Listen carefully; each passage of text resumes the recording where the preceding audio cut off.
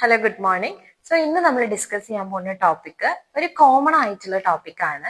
അതായത് രക്തക്കുറവ് അല്ലെങ്കിൽ അനീമിയ. അതിപ്പോൾ ഗർഭിണികൾക്കാണെങ്കിലും സ്ത്രീകൾക്കാണെങ്കിലും മെൻസസ് സമയത്തൊക്കെ അധികമായിട്ട് ബ്ലീഡിങ് ഉണ്ടാവുന്നതിലൂടെ ഒരു പൊതുവെ സാധാരണമായിട്ട്, പ്രത്യേകിച്ച് ഇന്ത്യൻസിന് സാധാരണമായിട്ട് കാണുന്ന ഒരു പ്രോബ്ലമാണ് ഈ രക്തക്കുറവ് എന്ന് പറയുന്നത്.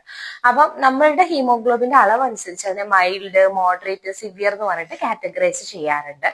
അപ്പം ഇത് കറക്റ്റ് ആയിട്ട് ട്രീറ്റ് ചെയ്യുക, അതായത് നമ്മുടെ ബോഡീന്റെ നോർമൽ ആയിട്ടുള്ള ഫംഗ്ഷന് നമ്മളുടെ അയൺ കണ്ടന്റ്, അതായത് ഹീമോഗ്ലോബിന്റെ അളവ് എപ്പോഴും നോർമൽ ആയിട്ട് നിർത്തേണ്ടത് വളരെ അത്യാവശ്യമാണ്.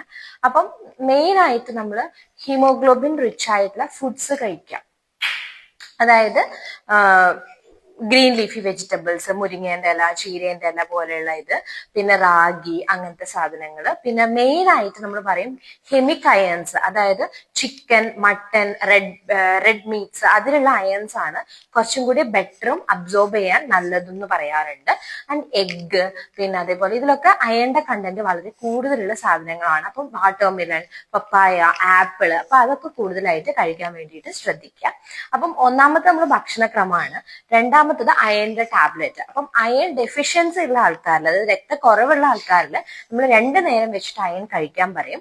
അയണിന്റെ അബ്സോർപ്ഷൻ കൂട്ടാൻ വേണ്ടിയിട്ട് വൈറ്റമിൻ സി പോലെയുള്ള ടാബ്ലറ്റ്സ്, അല്ലെങ്കിൽ വൈറ്റമിൻ സി അടങ്ങിയ നാരങ്ങ, അതേപോലെ തന്നെ സ്ട്രോബെറീസ്, അതൊക്കെ കഴിക്കാൻ വേണ്ടിയിട്ട് പറയാറുണ്ട്. പിന്നെ ഇതിലും കൂടുതൽ സിവിയർ ആണ് അയണിന്റെ ഡെഫിഷ്യൻസി എങ്കിൽ നമുക്ക് ഇഞ്ചെക്ഷൻസ് എടുക്കാൻ പറ്റും. അത് ഫെറി കാർബോക്സി മാൾട്ടോസ് എന്ന് പറഞ്ഞിട്ട് സിംഗിൾ ഇഞ്ചെക്ഷൻ ആയിട്ടോ അല്ലെങ്കിൽ അയൺ സുക്രോസ് പോലെ മൾട്ടിപ്പിൾ ഇഞ്ചെക്ഷൻ ആയിട്ടോ നമുക്ക് എടുക്കാവുന്നതാണ്. ഈ അയൺ ഇഞ്ചെക്ഷൻ എടുക്കുന്ന സമയത്ത് നമ്മൾ ഒരിക്കലും ടാബ്ലറ്റ് കഴിക്കാൻ പാടില്ല. പിന്നെ ഇതൊന്നുമല്ല, നമ്മൾക്ക് സിവിയർ ആണ്, നമുക്ക് അതിൻ്റെതായിട്ടുള്ള ബുദ്ധിമുട്ടുകളുണ്ട്, ഹാർട്ടിൽ പ്രോബ്ലംസ് ഉണ്ട്, ഉടനടിയായിട്ട് എന്തെങ്കിലും സർജറീസ് ചെയ്യാനുണ്ട്, ഹീമോഗ്ലോബിൻ മെച്ചപ്പെടുത്തണം എന്നുണ്ടെങ്കിൽ നമുക്ക് ബ്ലഡ് ട്രാൻസ്ഫ്യൂഷൻ, ബ്ലഡും ഇടാൻ വേണ്ടിയിട്ട് പറ്റും. അപ്പം കറക്റ്റ് ആയിട്ട് ഇതിനെ ട്രീറ്റ് ചെയ്യുന്നതിലൂടെ നമുക്കൊരു ഹെൽത്തി ലൈഫ് സ്റ്റൈൽ മുന്നോട്ട് കൊണ്ടുപോകാൻ പറ്റും. അതേപോലെ തന്നെ എവിടെയാണ് നമുക്ക് ബ്ലഡ് ലോസ് ഉള്ളത്, എന്തുകൊണ്ടാണ് നമ്മുടെ ഹീമോഗ്ലോബിൻ കുറയുന്നതെന്ന് കണ്ടുപിടിച്ച് അതിനെ ട്രീറ്റ് ചെയ്യുന്നതും ഇതേ സമയത്ത് അത്യാവശ്യമാണ്. Thank you.